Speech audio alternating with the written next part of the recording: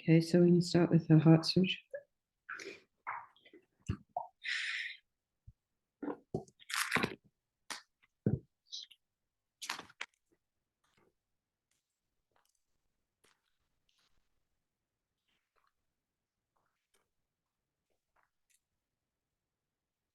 Prostrate to the Arya Triple Gem. Thus did I hear at one time the Bhagavan was dwelling on Massavolta's mountain in Rashagriya, together with a great community of monks and a great community of bodhisattvas.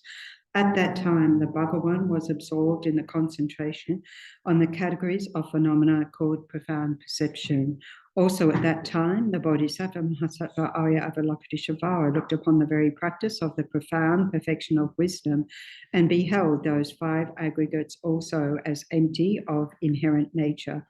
Then, through the power of Buddha, the Venerable Shariputra said this to the Bodhisattva Mahasattva Arya Avalokiteshvara. How should any son of a lineage train who wishes to practice the activity of the profound perfection of wisdom?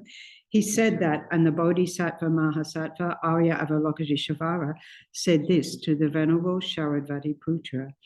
Shariputra, any son of the lineage or daughter of the lineage who wishes to practice the activity of the profound perfection of wisdom should look upon it like this, and repeatedly, beholding those five aggregates also as empty of inherent nature.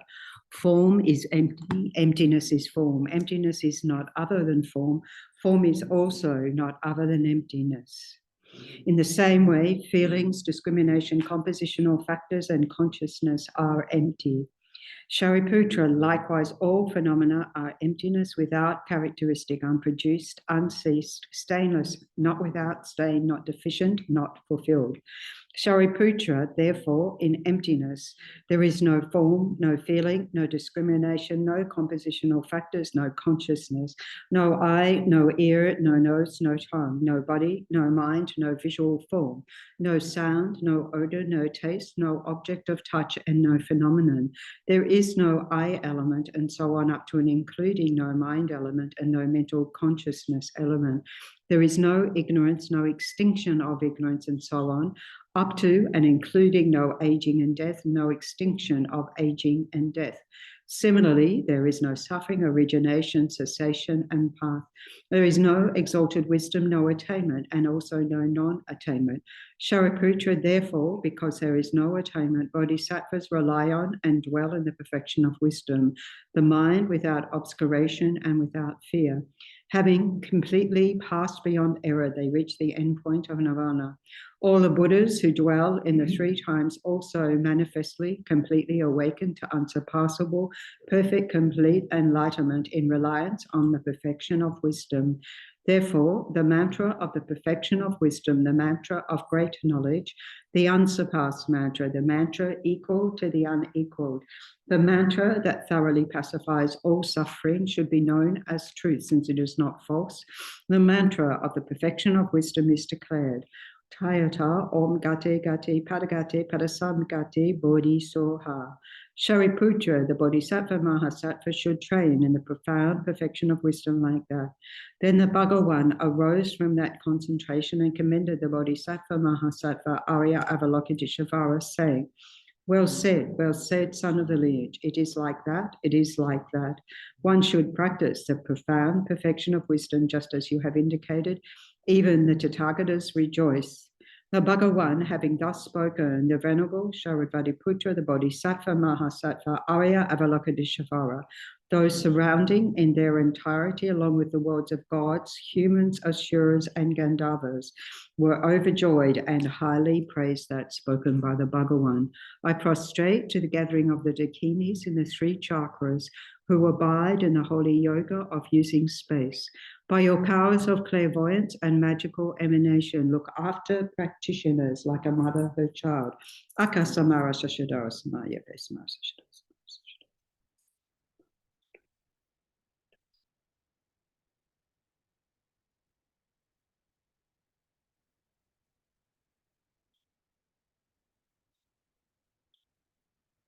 Akasamara Sashadara Samaraya Te. Tayata, Gate Gate, Padagate, Padasam Gate, Bodhi Soha. By the teaching of the three supreme jewels, professing the power of truth, may inner and outer hindrances be transformed, may they be dispelled, may they be pacified, may they be completely pacified, may all negative forces opposed to Dharma be completely pacified, may the host of 80,000 obstacles be pacified, may we be separated from problems and harmful conditions to Dharma. May all enjoyments be in accord with the Dharma, and may there be auspiciousness and perfect happiness here right now. Page 15, Mandala Offering. Saji Porki Ruchi Nameto Twamarira Bishi Nitiged Boy Sangi Shidu Nite Oairu Punamna Jinga Chukashu Jetsu Lahama Nam Parkinam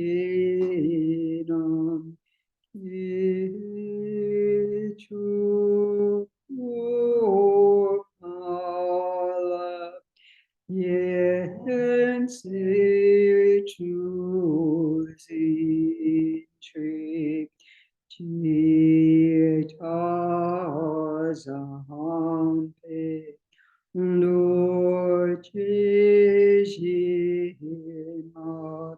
Lazak Getri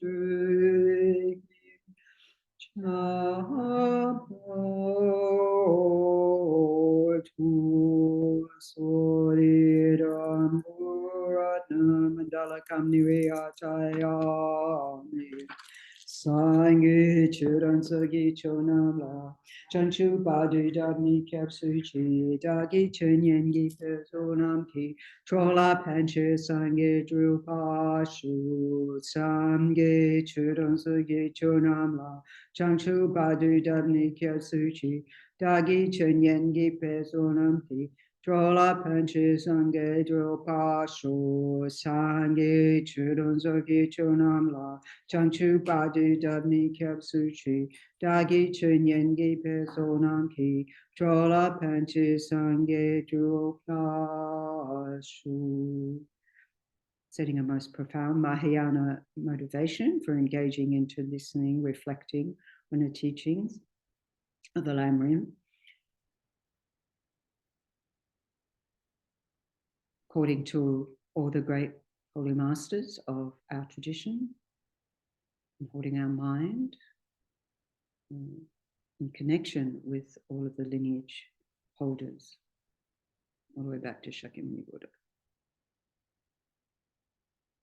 Okay. So I do believe this is the topic we're up to. After all these topics and changes, I'm pretty sure we were up to, we're on the lower scope, right, still? Yeah. We finished with the spiritual teacher. Yeah. And after a few attempts, here we are. Yeah, so first of all, I guess, so here we are looking at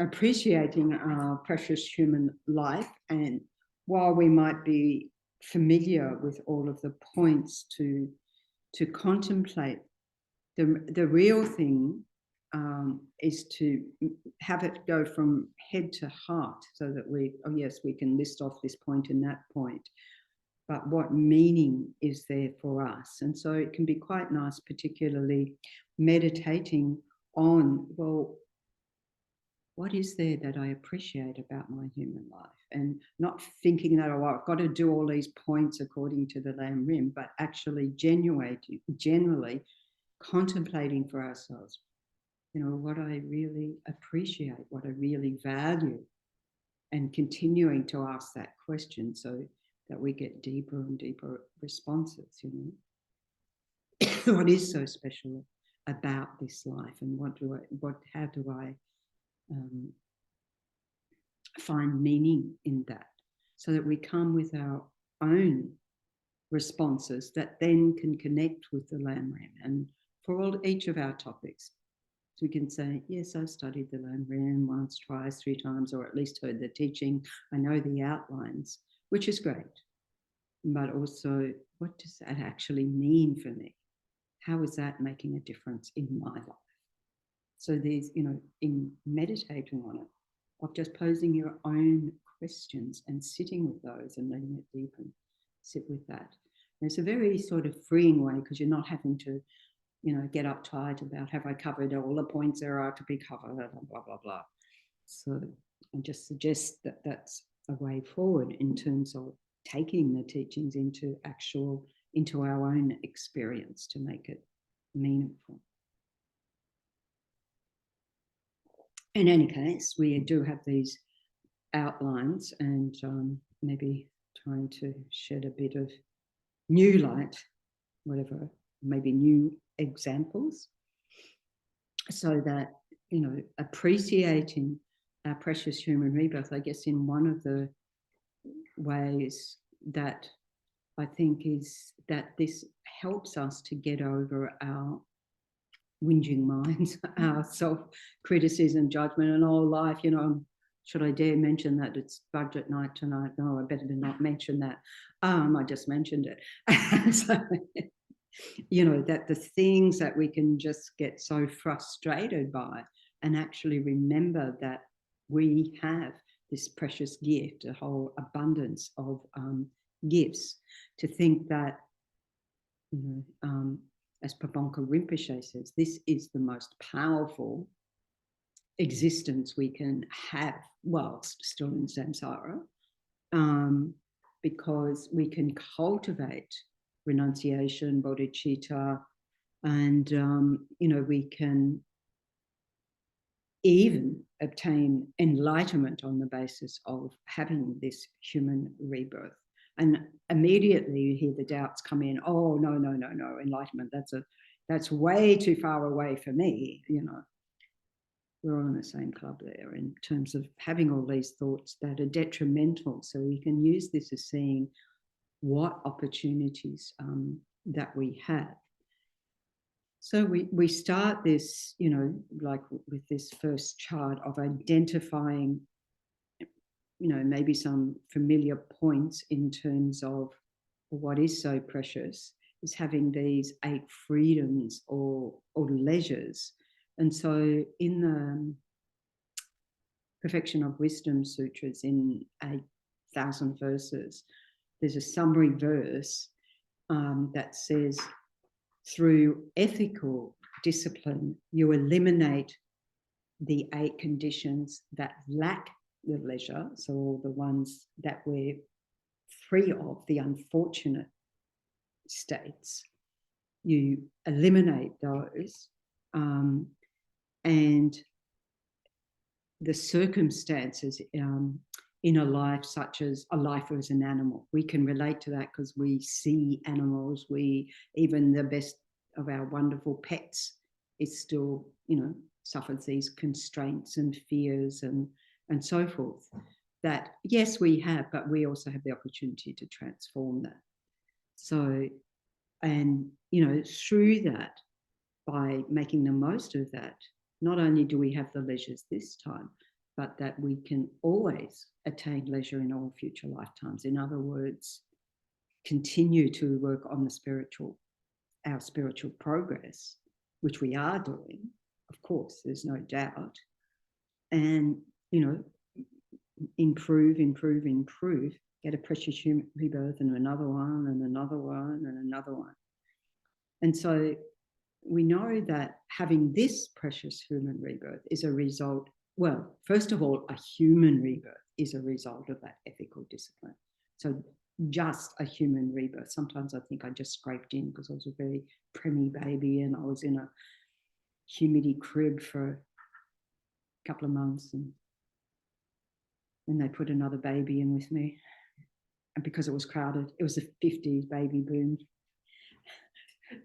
And apparently it was the first time I moved, you know, and the nurses were so excited, they came running to my mother saying, she moved, she kicked the other baby. And I'm thinking, oh, great, well, that was a good start to life, wasn't it?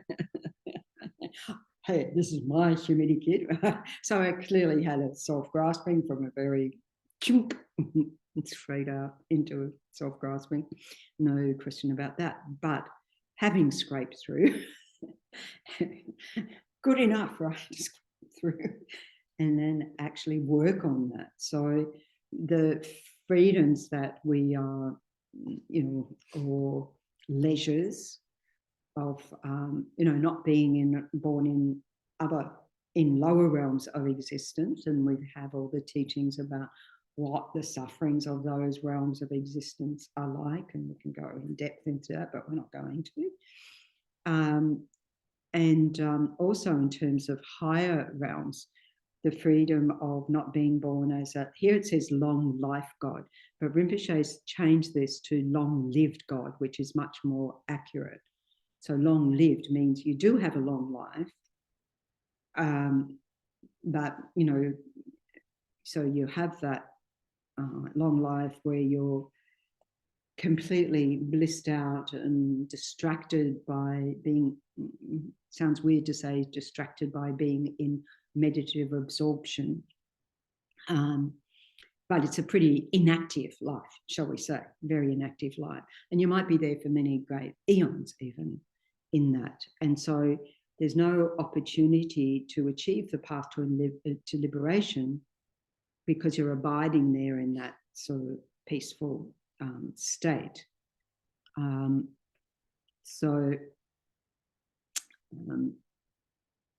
Also, when we have the wheel of life down here, and you look at that God realm, and you see between the two, the demigods, or, you know, Shuras and Asuras, that the fighting over the tree and its fruit. You know, you've got the tree abundantly bearing the fruit, the branches and so forth, in the upper God realm, and it's like a neighbourhood fence dispute, you know. Well, the roots are in my side of the fence and you're benefiting with all the fruit. It's exactly what's going on between those two God realms, and shooting arrows at each other. So having, you know, neighbourly disputes. So even though it says God realm, it doesn't mean they're free of afflictions, clearly, right? It just means they've got such wonderful, comfortable conditions, right, that there's no motivation really, because they don't experience the sort of level of suffering that we do, and they don't experience really intense mental suffering towards the end of their life. So they're not motivated to change something. We are, because we don't want any pain, suffering, whatever, and we know the possibility of changing that. So yeah, so you know, that being so there's a quote from Mahamati's clear words saying, in these 8 states, there's no time for acts of virtue, as they are called conditions that lack leisure. So we have all these leisures of all these conditions that lack leisure. And if we just look at these first 4 of the 8 leisures, so these are when we look on the other side in terms of the richnesses and endowments that correspond in terms of the personal richnesses, richness of being born human. So these on this side are personal, because it's what's included in your mind stream. So having the favourable conditions for practicing the Dharma. So that emphasis, so richness of being born in a religious country, we can debate whether Australia is a particularly religious country, but we do have freedom of religion, of every religion and every branch of Buddhism alive and well in Australia. We can't refute that. So we have a freedom of practice. So traditionally, this would have been what's called a central land. Usually it was sort of originally India, because that was the central land, because that's where the Buddha taught. But also being where there are the so the 4 types of Sangha are active. So fully ordained monks, nuns, and then novice monks, nuns. So we could say in this country, well, we don't have the fully ordained. Yes, we do in other traditions. So we could say in other traditions in this country, there are fully ordained nuns in the whole country, if we look at the whole country. Even looking at WA, if we include our Theravada monks and nuns, we can also say they're fully ordained. So we could sort of say generally within our community, if we make it a big community, then there are fully ordained. So we can say we have this richness. I like the richness. I mean, endowments, I guess, has a certain meaning, but richness means it's something that we can value. And, it works for me. The richness of being born with well-functioning body and mind, with complete faculties. So well enough functioning body and mind. It's not perfect, as we know. We're subject to constraints of aging and ailments and in joints wearing apart and all that sort of thing. And while we definitely have mental afflictions, we've got a serviceable mind. We can understand, we can hear the teachings, we can understand them. To the extent of which complete faculties is important these days, it varies. People have different conditions, like a friend at Vajrayana Institute who's profoundly deaf, and up until, I don't know, about 5 or so years ago, she could sit in the teachings and hear okay, as long as she could look at the translator and so forth. Now, because she'll do some lip reading, now it's much harder for her. And she's got a cochlea on this side and a regular hearing aid on this side, and always having to have things adjusted. But she can still listen to teachings, like she does follow teachings online and listens over and again. And she's made it work for her. The technology's there. She's got all the bits and pieces of technology in there. So you can pick up conversations and all sorts of things. So this was not true at the time of the Buddha. So we could say there's a lot more facility. We haven't, I'm not quite sure where she is these days, but a nun who was in Tasmania who's blind. So that wasn't, that certainly wasn't a inhibitor for her in terms of practicing the Dharma. In terms of seeing holy objects, you might say not being able to see, but you can always visualize. You get a description, you can visualize. And maybe you visualize it more purely because you don't have some reference point. Who knows? Depends on our karma. And then not having committed any of the 5 immediate negativities in this life. It is said, if we did commit any of those in this life, it would be impossible to achieve arhatship in this life. So arhat, we're not even talking enlightenment, Buddhahood. We're talking having a direct perceptual realization of emptiness. However, we also have that absolutely everything can be purified, right? Absolutely. I mean, I was just thinking of Miller Raper, and I thought, yes, he did kill a lot of people, but he didn't kill his mother and father. Okay. Can't say. So in other words, we have reversible karma. We have karma that can be purified in this lifetime, negative karma that can be purified in this very life. It became a very interesting moot point with one of the guys in the, well, not moot, not originally, in the Liberation Prison Project, because he was in prison because he had killed his mother. And I don't know the circumstances of that, and haven't ever broached that. But he was obviously in prison for a long time, but 15 years of practicing the Dharma, leading meditation groups in his facility and others and so forth. And while he was in prison, this happens with the prisoners while they're in prison sometimes. It's like, I want to be ordained, They have very pure aspirations. And it's like, well, we'll have to ask about that, because, it needs some higher being who can look at your karma, because according to the teachings, that can't happen. Anyway, so after he was left prison, and after a little while, because he's still very much engaged in the Dharma, I said, are you still thinking of being ordained? He says, oh, no. And I thought, oh, good, we don't have to address that question. I mean, it's terrible to say. It's a great aspiration. And many people, like, coming into Dharma centers have the aspiration, but, you can say it doesn't stick. Okay.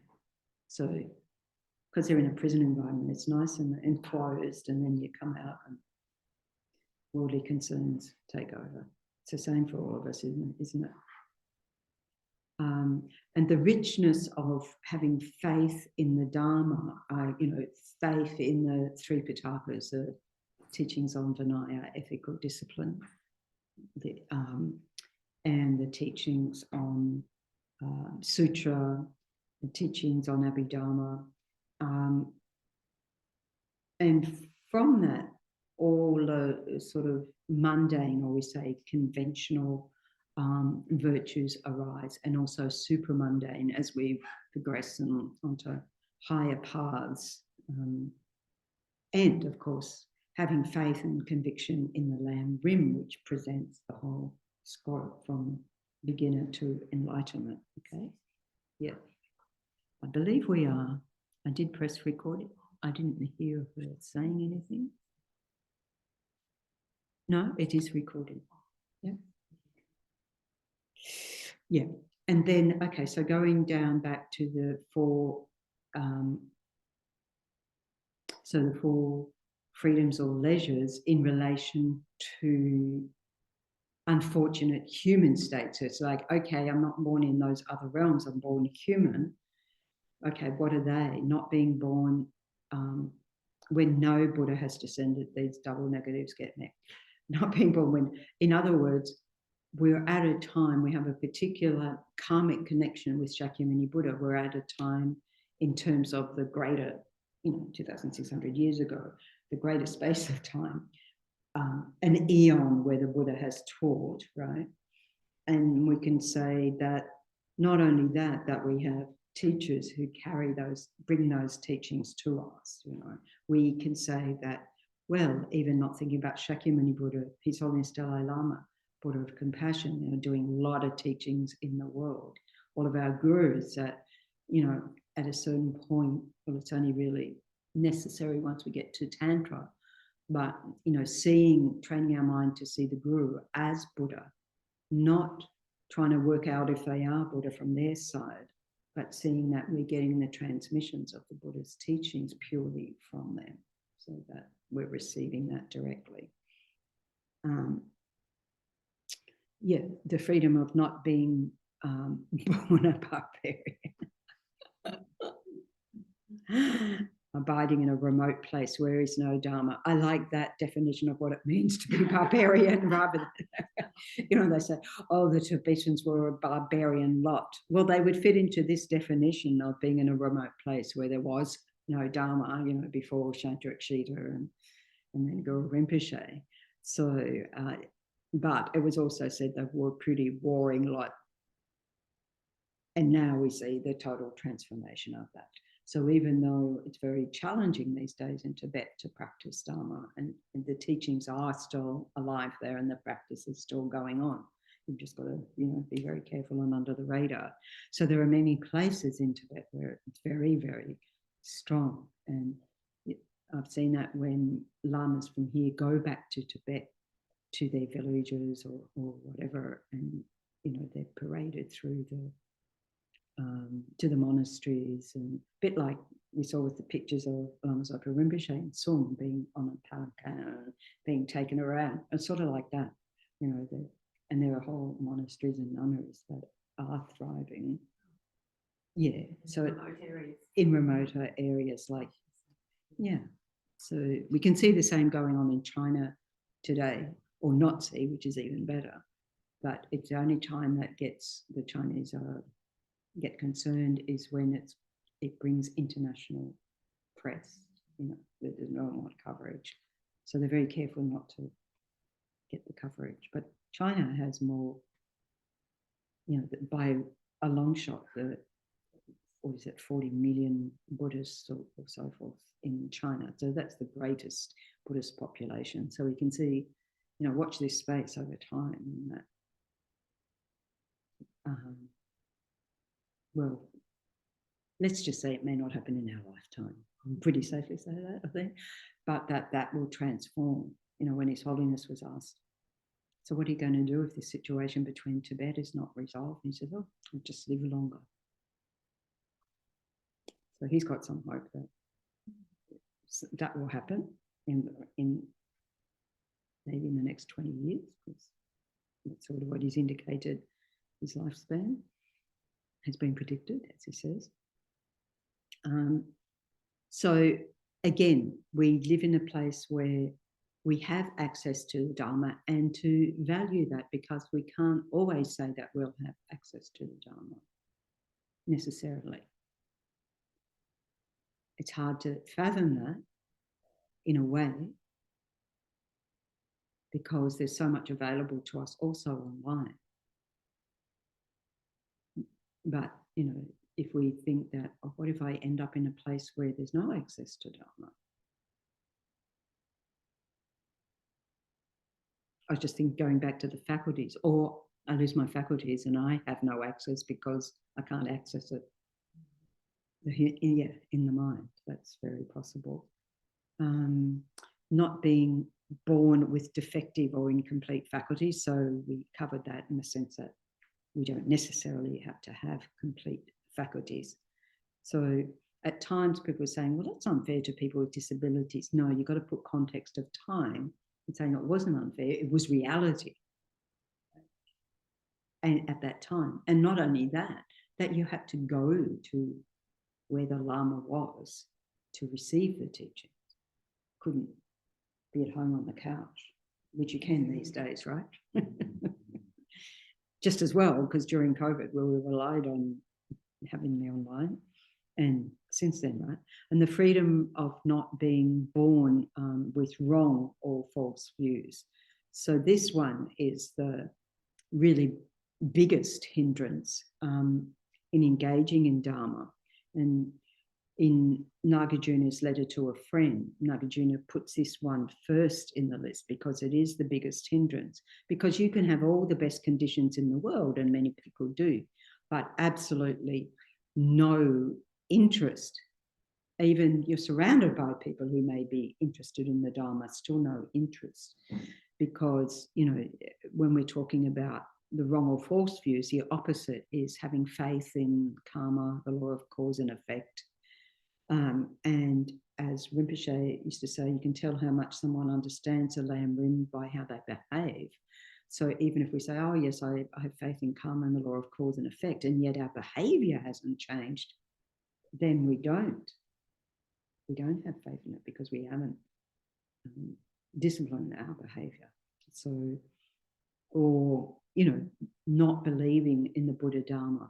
So this is not people who've never heard of it, but those who, you know, maybe dismiss it as not being true, or any aspect of the Buddha Dharma. So this is why we say we don't criticize any tradition that's a valid tradition. I'm not talking about the ones who are shoddy business.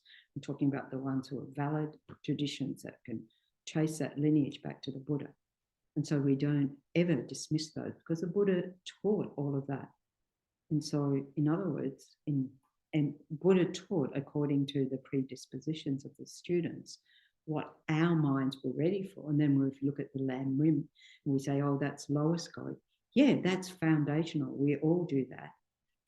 We do as Mahayanas from a Mahayana motivation, but you don't necessarily have to have a Mahayana motivation for the lower scope, for the middle scope, right? It's only when you get to the great scope that it is all Mahayana.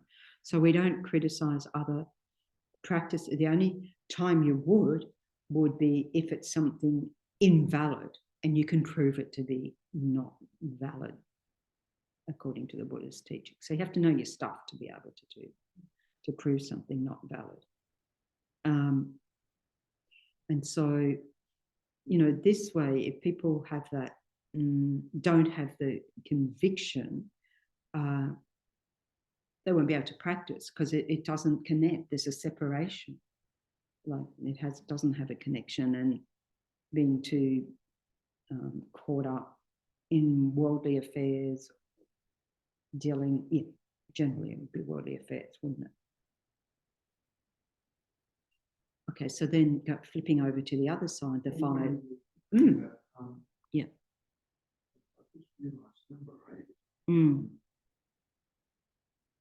Can we take our views with us? We have, okay, so we're all born, it says being born with wrong or false views. We could say we're all, well, not only can say, we are all born with the innate grasping at a self, which is a wrong view. We're born with that, that's innate. But then on top of that, we have acquired views. So even though this says born with, we can have the acquired views through our family values, through our schooling or so forth, that could be contradictory. I mean, I was just, I was looking at some of the feed, not from the budget results or anything, but just earlier today, and just saw something. I thought, did I read that right? It was the Minister for something and competition, a Minister for competition. So here we can see a value in terms of Australia that says competition is important. And we would go, maybe cooperation would be much nicer. But competition, in other words, in a business context, must have competition because that sets the standard or whatever rationale they use. I thought, I didn't know we had a Minister for competition. So you could adhere to those views, and obviously enough people do for us to have a minister for that. And so that can be whether that's a view you've brought with you. Because I remember I'm not often around little children, but I do remember being around this little girl many years ago who was very selfish, and her mother would be telling her to share, and no, it's mine, and telling her to share. So you learn those values. So that self-grasping attitude says it's mine.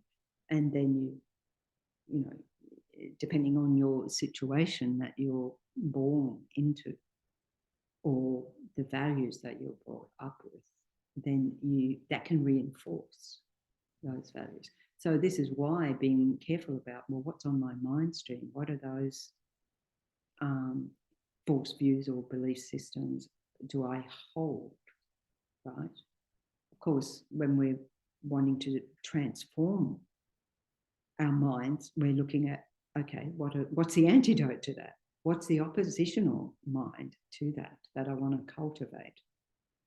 But being in that category of people who want to do that is pretty rare. Right? If we look at the mainstream of society, and those values that are upheld didn't come from nowhere. So we've got a society that will say competition's good. I mean, I think to some extent they're right. Competition's good to, we have all these, sports races. I'm not talking about elite sports, but like at schools and so forth, where you're learning to excel. That's a bit different to, I'm going to trample on the next one. Very different circumstance, yeah. Okay, so then the circumstantial richnesses that, yes, being born at a fortunate period where a Buddha has appeared, so that's opposite to the one we just discussed. And so this one is about aspects of opportunities that pertain to these 5 circumstances, the mind streams of others. The richness of being born in a fortunate period where the Buddha has taught the Dharma. As the Buddha said, in future, I will manifest as your teacher. So, you know, when Buddha was showing the aspect of dying and said, yeah, I will manifest as your teacher. And then being born in a fortune, so all of our gurus, and then as we do in the Guru Puja, you know, have all those verses on reflecting on the kindness of Guru, kinder than all the Buddhas, kind in general, kinder than Shakyamuni Buddha in particular, because we were unable to be tamed, subdued by Shakyamuni Buddha. Whereas our teacher that we've connected with, teachers that we've connected with in this lifetime, that are able to have an influence on us in this very life. So acting as the Buddha for us. Being born in a fortunate period where the Dharma exists and flourishes. And we all have this thing, yes, this is a time of great degeneration. The Dharma's going down in the world. And we go, but, just look at how much is available to us. Look at FPMT, we've got like, it's grown and grown, 160 centers or whatever, just our organization. You know, so we say, well, is it declining? And even the ones, the disreputable who are misguided, unfortunately misguided, that existed at the time of the Buddha, that existed ever since. So it's referred to in sutras and things, those of, you know, who go down wrong paths and so forth. And we given examples of those from the time of the Buddha. We had jealous Devadatta, for example, who tried to set up his own in competition with Shakyamuni Buddha. Didn't work.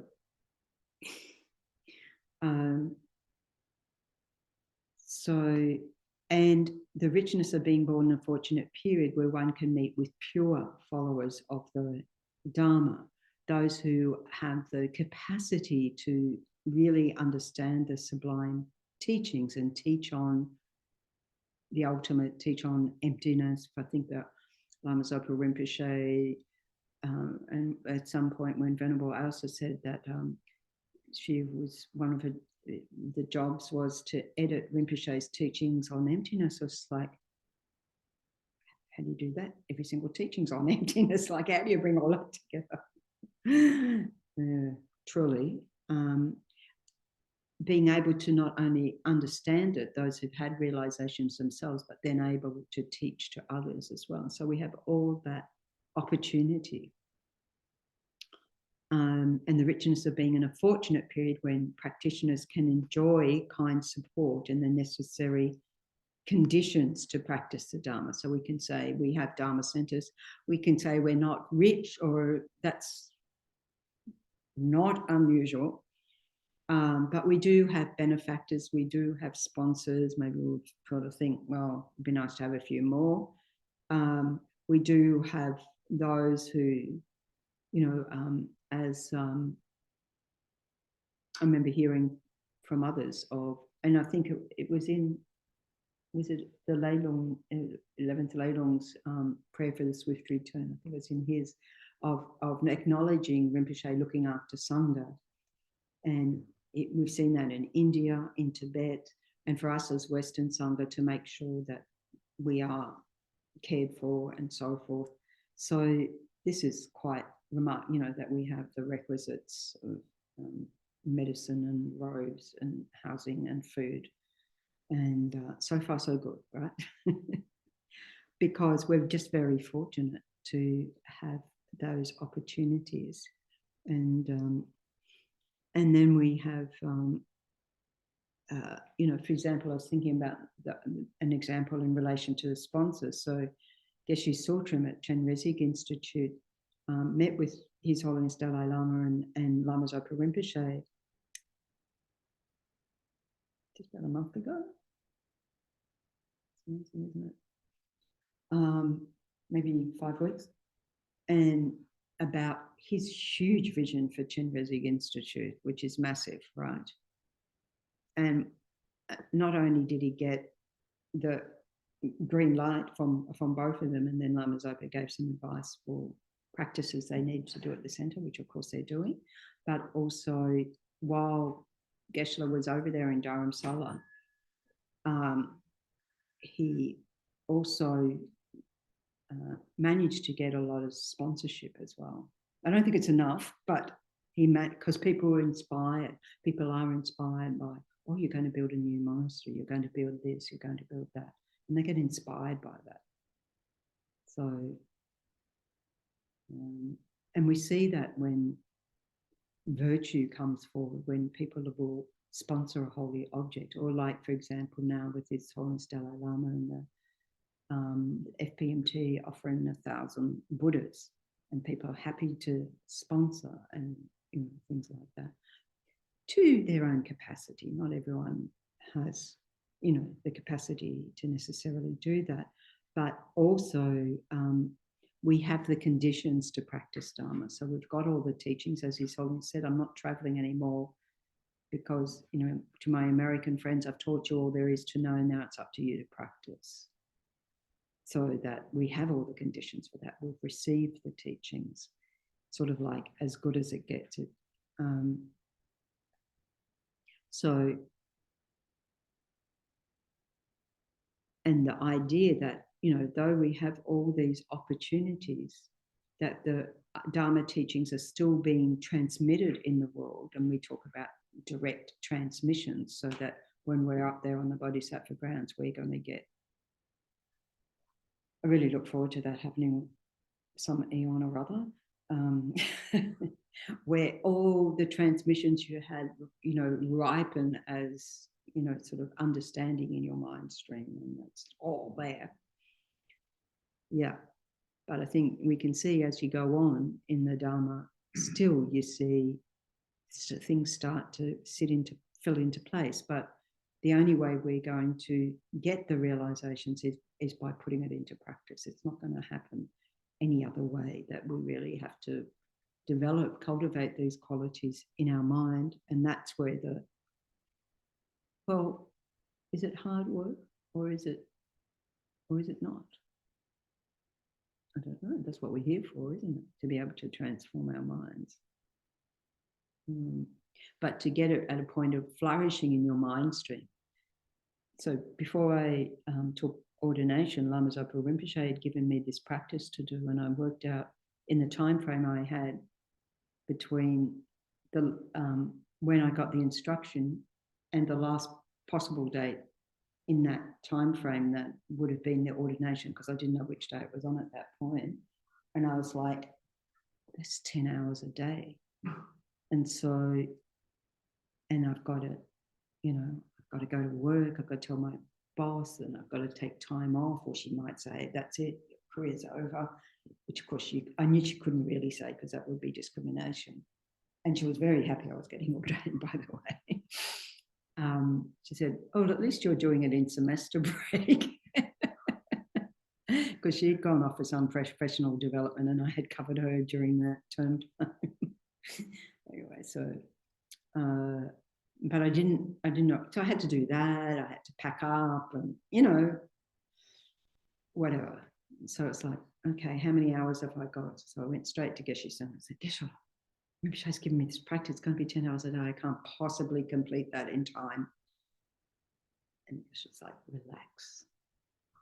We didn't say the word relax. He said, no, what it meant, I did relax as a result of what he said, which was, it means having it on your mind stream. So if you are reading, this was a matter of reading a sutra, and if you're reading that over and over and over and over again, something's going to stay there on your mind stream, right? Something's going to stay. So when we think, oh, I've got to have some wow, flash of lightning realization, it's not necessarily like that. It's just these little baby steps that we take. Yeah. Okay, so continuing on with our familiar. So the second one, the benefits, the great benefits of this precious human life, we've sort of been talking about that anyway. So that if we look at temporal benefits, say, for example, being born in an animal form, really most of an animal's life is to avoid suffering and maybe avoid being killed, and achieving some sort of sensory pleasure, satisfaction. They find the most comfortable place in the house and the most comfortable cushion or couch, or and they go crazy over their. I'm thinking of the dogs go crazy over their food, and all sort of. So it's all on the sensory level, and this is where His Holiness says, for us as human beings, sure we can do that, but elevate yourself above the animal realm. We're made for bigger things than this, to be able to take the teachings, transform, and work towards ultimate happiness. Otherwise, we're just living like an animal if we're just caught up in the sensory world. Look around us, most people are. And people with maybe, it's interesting because we, as human beings, it's sort of like we do have some sort of spiritual drive, but not everybody activates that, shall we say, until maybe a crisis happens. And then it's all of a sudden, all the stuff you've been involved with, it's sort of like, it's death time. You're like, oh, I've been wasting my whole life. I don't, as I heard someone say, I don't think anyone's on their deathbed going, I should have answered that email.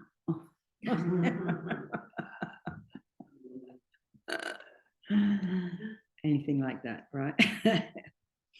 So, recognizing how precious it is. And in Bodhisattva's way of life, it says, when my body roasts for a long time in the intolerable fires of hell, blazing flames of unbearable regret will certainly ravage my mind. So that being a result of going to a hell realm after this life by not having been ethical, not having been virtuous, and so forth. So that then it's like, oh, well, I really stuffed that up.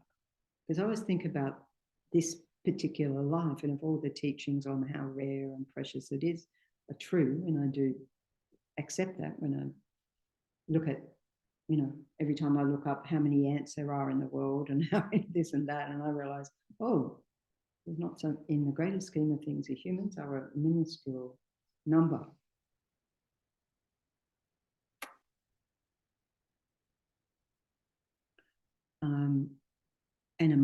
And then we go down with that amongst the human beings.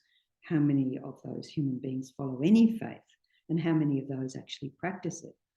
As the Dalai Lama says, if you're Christian, be a good Christian. If you're Muslim, be a good Muslim. If you don't have a faith, be a good person. So that, and here we are as Dharma practitioners doing our best to be good people, right? And yeah, and so we want to do enough to not end up in the fiery hells, which can only mean that we have to transform our mind, because it depends on the state of our mind at that moment of death, which we don't know when that is. Pretty scary to think that, isn't it? That I might just be having a blip of a negative, well, maybe it's not such a blip, but a negative moment at that time. Damn, stuffed it up. It is scary. There's no guarantee that we'll get this precious human rebirth unless we really have transformed our mind. So this gives us a way to think of how to contemplate the great importance of the leisures, the opportunities that we have, the richnesses that we have, with respect to where we want to get to, our ultimate goal, not with respect to, oh yeah, I got a pretty good life. But what do I want to use this life for? So our focus being on, from the lower scope, the minimum is looking towards future lives. And then we have to check out how much am I actually looking towards future lives rather than wanting to get best possible outcome right now in this. So it's not to beat ourselves up, it's just to check how our progress is going. Because we can also look back and going, well, if I compare to how I was 20 years ago, I'm certainly a lot better person than I was 20 years ago. I can say that very, very confidently. But it's not to stop there and say, oh, well, you know, I'm a better person, therefore, no, long way to go. I was starting at a very low baseline. So the thing about considering how can I put effort into developing the 6 perfections, you know, putting those into practice, it's a very practical day-by-day thing. I found with doing the inner job description that FBMT have, you know, it's the 16 guidelines, but the inner job description where it's like a daily review to look at where have I practiced virtue, where have I embodied the bodhisattva attitude, and you've got like a checklist. And there's 2 columns. One is regret and the other is rejoice. So it's not just do all the regrets and feel really bad about yourself, because you use the regrets to do Vajrasattva or whatever purification practice you do.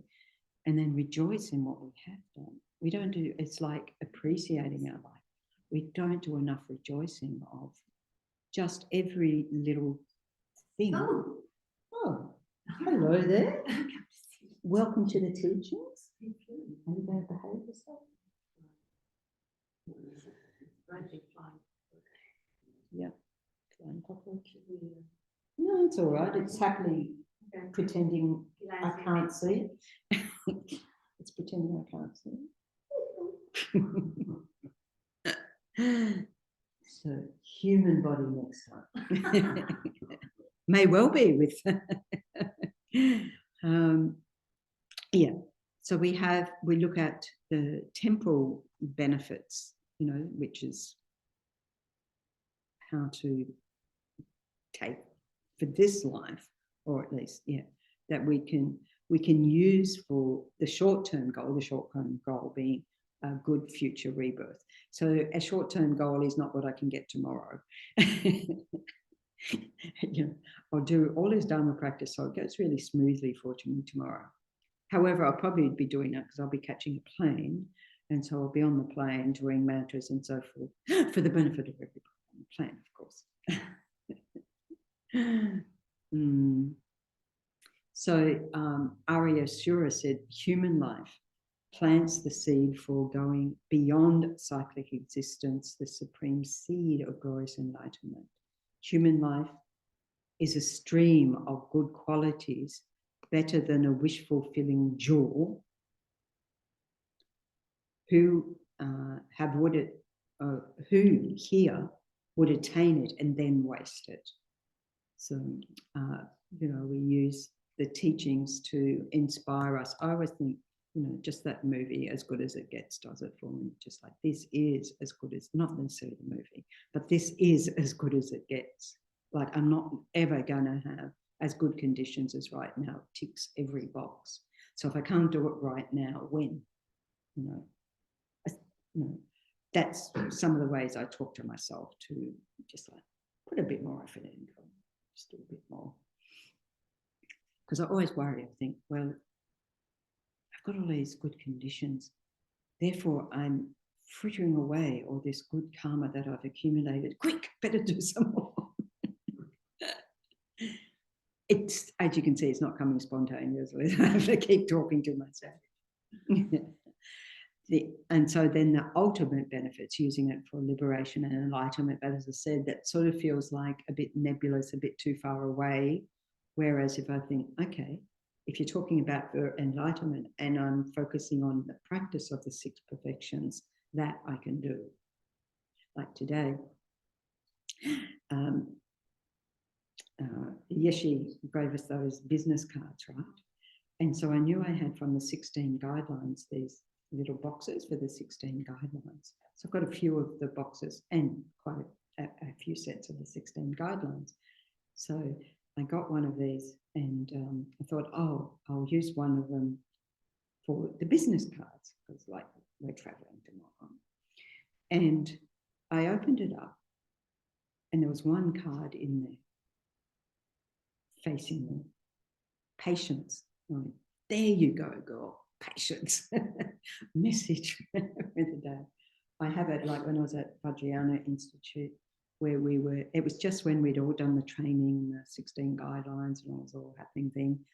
And the person who worked on reception, she'd come in every day and you know, shuffle and pick a card. And she go, oh, I don't like that one, shuffle. That same card came up 3 times, the one that she didn't want to get, and it was service. And I was just like, oh, you better think about that then, why you didn't want to pick the service one. You was there doing service for, you know, for the centre and for the Lama, you know, for Rinpoche, holding the holy wishes. So there you go. We can have our challenges. And also that in every moment of our life, I guess that's what I'm saying, that we can create immeasurable, we have the opportunity to create immeasurable causes for both temporal and ultimate goals, so that we can take every moment of interaction, so that when we're like, my favorite practice is smiling and connecting with people through smiling, or not to humans, but to animals. I think I get away with it with animals, of talking to them very nicely. That's my friend down here, already gone. Yeah. So, you know, just little moments, because if we're thinking in those little moments, it means that moment to moment mind stream is being imbued with virtue, with kindness, with, you know, wishing well for others. And that's how we grow that. Is every moment of the day like that? No. But the more that we turn our mind to it, the more our mind turns to it.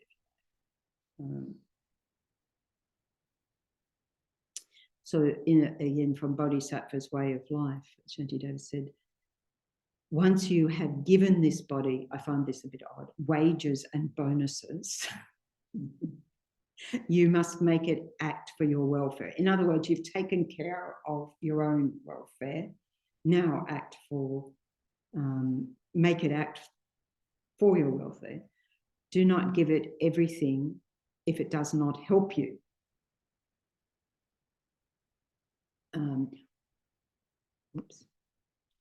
This is relying on the boat of a human body. Free yourself from the great river of suffering. So yeah, and that can happen throughout our life. Just another small but big example. Alan Wallace, who I think you're aware of, at one point had hired this retreat place for, I think 6 months, 3 months or 6 months, from this, he said, little old lady. And she said, before you go into retreat, show me how to meditate. And he did give her the instructions, right? So it doesn't take much to do that, to instruct somebody on how to meditate who's never meditated, very simple instructions. The thing was that she followed that in that whole time period. She said, and then he came out of the retreat and said, well, how did that go? And she's like, it's amazing. You know, I used to go down on Tuesday nights to the club with my other senior citizens, and I had to stop going because everyone's complaining about aches and pains and I wasn't having any. So she was feeling better and better. And just like, I stopped going because I had nothing to complain about. Yeah. So, in other words, there's many ways that we can approach how to make the most of this life. And we do that, you know, we volunteer, we help family, we help friends and so forth. But we can approach it from different angles. And this is what I was meaning also about meditating on it. We don't have to follow this sort of strict outline of tick that box, tick that box, tick that box. Make it something that is really heartfelt for us, and both in meditation and also in how we put this into practice in our daily lives. Okay. And then, of course, we have the contemplation on seeing the rarity of this human rebirth, which, of course, here we are in a human form relating to other humans.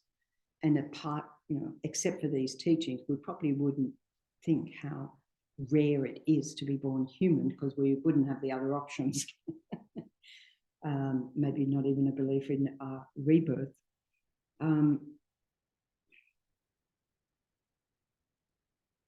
In the Descent into the Womb Sutra, it says, it is difficult to attain the precious human rebirth even in 10 million eons. A precious human rebirth is the supreme basis for initially achieving the path, especially a precious human rebirth in Jambudvipa, so this world system. There are other human realms, right? But in this, we, again, have all the conditions that make it possible. We have the teachings here and so forth. So we use all those different analogies, like we know the one about the blind turtle every 100 years raising its head in the ocean, and what what likelihood is there of putting its head through the golden yoke. It's blind, it only comes up every 100 years, the ocean's turbulent, the thing would have moved, etc., etc. So one time with for Dalai Lama's visit in Sydney, there was a fundraising film called In the Cave of the Yellow Dog. In the Cave of the Yellow Dog. So it was a children's movie, actually, in Tibet. And this girl had her pet dog, the yellow dog, but then there's a lot of using these sorts of analogies. Her grandfather's basically, he's not a classical Dharma teacher, but it's just that thing you're imbued with that from an early age. And so he takes rice and he's got a sewing needle, and he's pouring the rice down on the sewing needle, and he says the likelihood of one of those rice grains sticking on top of the needle is how precious the human rebirth is. And I think the other one was something about having he had let's say a $10 note. I should have brought one with me.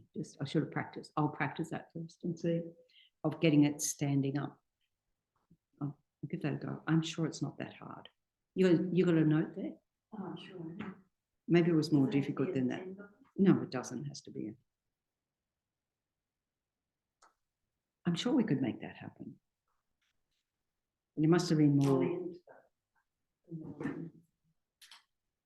standing up. Well, you can give it a go. Go on. I've bent to the right shape to stand up. But yeah. If bent. Yeah. Should probably do it first go. No. Second go. Oh, look, no, that's way too easy. Yeah, that's way too easy. Yeah. I'll have to refer to it again. I'm sure it was more difficult than just standing that up. Yeah. Historical context. Yes. And then we look at it in terms of also the causes, of precious human rebirth, how difficult it is. The practice of not just of ethical discipline, morality in the context of probably having taken vows. Well, let's just say of having taken vows in previous lives. The practice of generosity,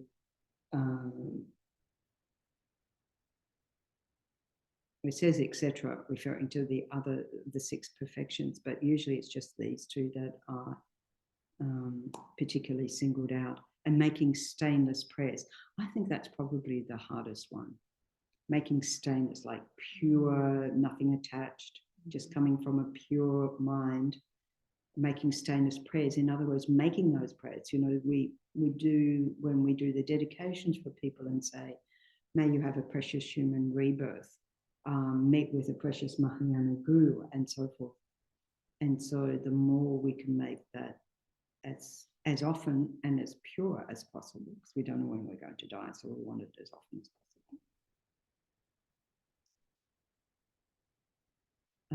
And then the different analogies, like the blind turtle, different examples we look at. And the nature in terms of the majority of beings, including people, born in unfortunate states.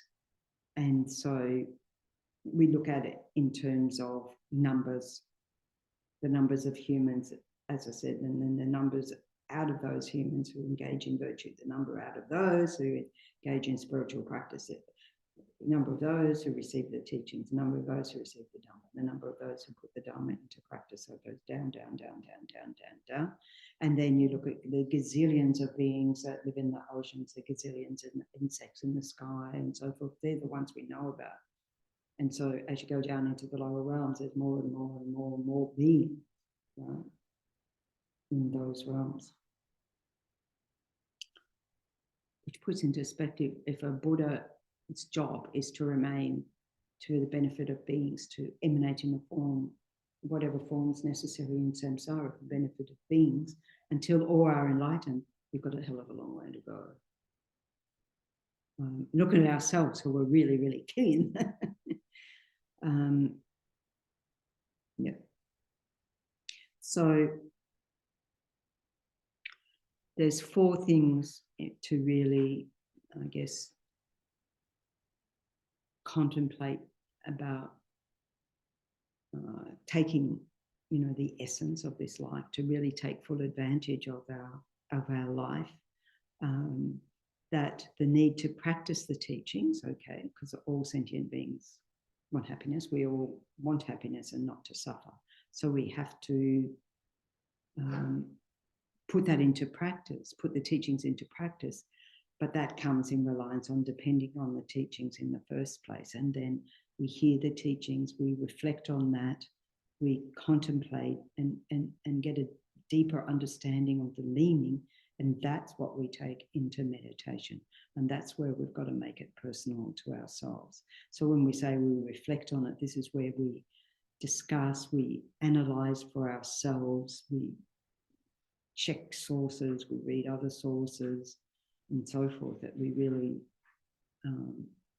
that thing of contemplation is, or reflection, the wisdom of reflection or contemplation is not a passive thing at all.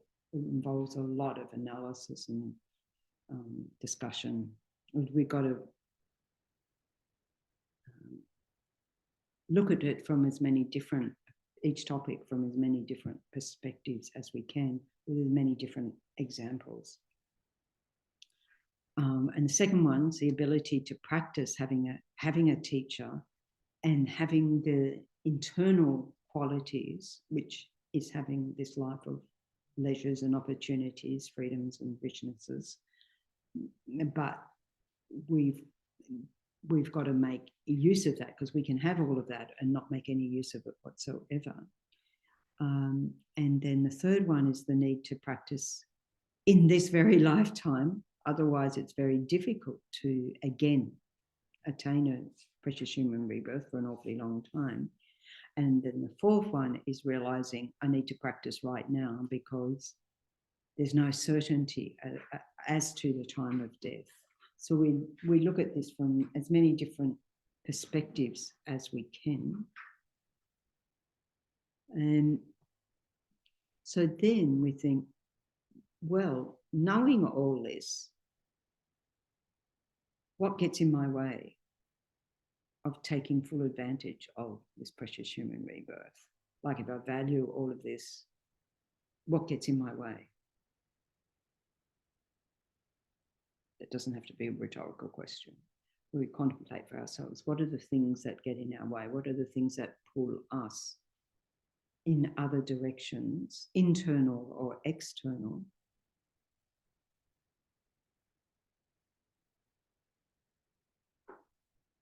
So it can be like, obviously, attachment to, we talk about the 8 worldly concerns, but out of those, we'd say, well, I'm not really attached to reputation. I'm not really attached to gain. Except I am attached to, and just we work it out. Except for, the things, the people. I think it's probably more people than things. And so we interrogate that for ourselves. Of course, there's the, that is also getting caught up in procrastination or getting caught up in gossip, frivolous, blah, blah, blah. We're very good at that, right? Getting caught up in all sorts of distractions. So I guess we've got to look at, well, what are my particular challenges? There again, we can contemplate that, we can meditate on that and see, out of these things that I get caught up in, how fulfilling is that to my life? How meaningful is that to me? I mean, we might find it is, but we might find actually it's not really. And that maybe help us let go of those grasping at things that are not going to give us happiness.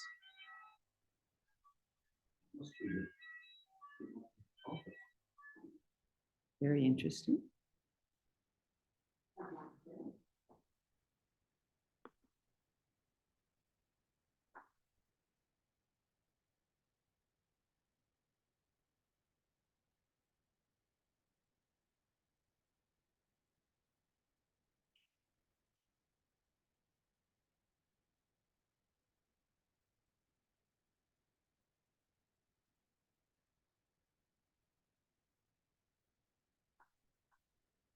No? Okay, it stopped. Maybe, yeah. I wondered if someone left a phone around somewhere.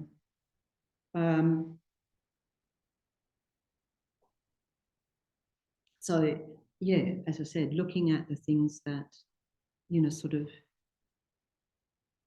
I mean, we've got to find a balance in life where we don't get tight. If we integrate Dharma into everything in life, then it's not something separate. It's not like, oh, I haven't got time for Dharma because I'm doing this, or I haven't got time for that because I'm doing Dharma. There's something wrong in both those statements, that everything becomes Dharma. It all depends on what our motivation. So whether we're with family, whether we're even having, let's just say, your favorite chocolate, and you really offer it all up, the deliciousness, and as you're experiencing that, you experience bliss, and you offer all that bliss up. Why not just make it more blissful, more enjoyable, right? So I did hear that, in terms of coffee, that, well, this is what people working in coffee shops say, that people don't taste beyond the first mouthful, right? And maybe we're like that with everything else as well. Maybe we just need the aroma.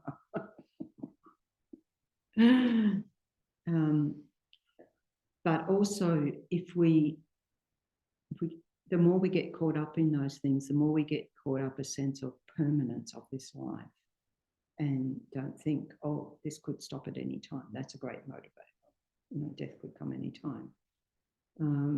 And I think, having the passing of Lama Zopa Rinpoche is a wake-up call too, because it's like, well, Rinpoche is not going to be around forever, because he's not in that particular form, and so forth. So this is true, that we're all going to die. Our gurus are going to die. The Buddha died of poisoning. Lama Zopa Rinpoche, altitude sickness, when he comes from that area, well, not from Sum, but Sherpa, and you think, wow, you wouldn't have thought that Rinpoche would have altitude sickness, but there you go. It happens. Right? So the same for us, it happens. And so if we practice like Lama Yeshe would say, if you saw what I could see, you wouldn't sleep at night. In other words, like Lama Yeshe would be practicing all night. Now, some of us do need a good night's sleep.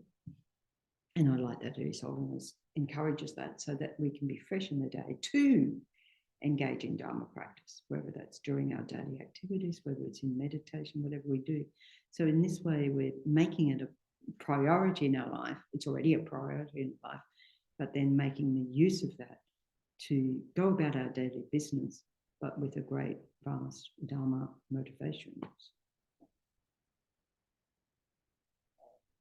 Okay, shall we leave it there?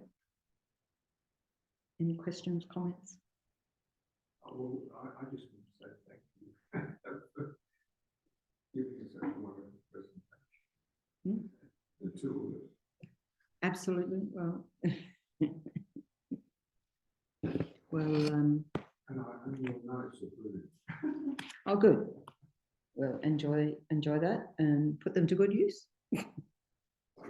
And put them to good use. Oh, yeah. Now, do we have the swift return prayer as well? I was thinking it could go in here because it seems to be there's a spare.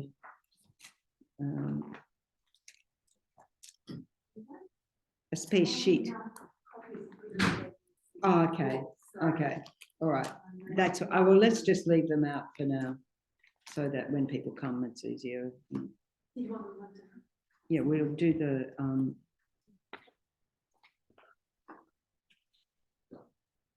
So we'll first of all offer the dedication verses. Kewadi Nyududa Lama Sangye Tribune Jowachi Gama Lupa De Sala Gopa Sho Janchuk Sencho Rinpoche Makye Panam Ge Kuchi Gewa Nyampa Mepa Gongni Gonglu Pelwa Shu.